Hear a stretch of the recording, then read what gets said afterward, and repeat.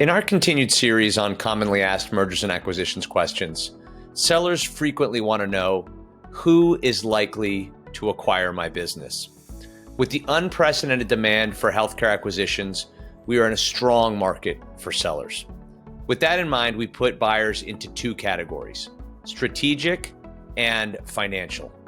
A strategic buyer is a larger operator of your healthcare business type.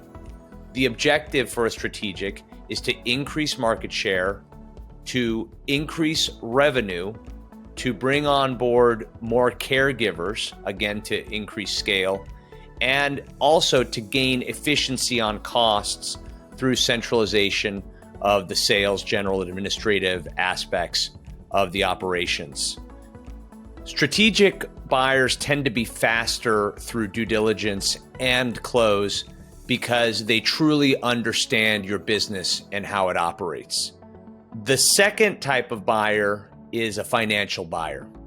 There's three types of financial buyers. There's private equity. Private equity firm is a funded firm that has capital partners and also has general partners who operate the business. Private equities are very active in this market. They will keep management teams in your operation and even ownership and structure it with some sort of rollover equity. Independent sponsors are essentially private equities, but that don't have the capital committed. So they tend to go into the transaction and then find the capital and financing after the fact. Now, that might not sound great, but they tend to be very nimble, especially in the lower middle market. And we've had some excellent experiences with independent sponsors who have been active in our lower middle market transactions. Search funds are the third type. A search fund is essentially a company that's ready to take over the management of your business. And they have capital. A lot of times it's the capital of the principals, and they'll go in and operate that business and either grow the business and use it as a platform for more acquisitions, or they'll turn around and sell the business. In recent years, financial firms have been more active in the market than strategics. This has a lot to do with the fact that the thresholds for their investment have gone down. And in the lower middle market, we tend to see EBITDAs below $10 million. And so these financial firms have come even lower. And we're seeing transactions that are somewhere between $1 to $5 million of EBITDA or cash flow for the business. And those are attractive as add-on acquisitions for financial firms.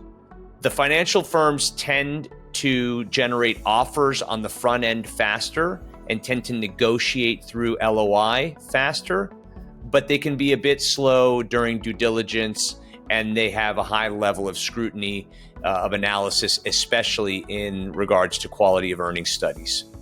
All of this is understandable from a private equity standpoint, because if their objective is to get a return on invested capital for their partners and their limited partners, their capital partners, then they have to make sure that they're not missing anything in the analysis.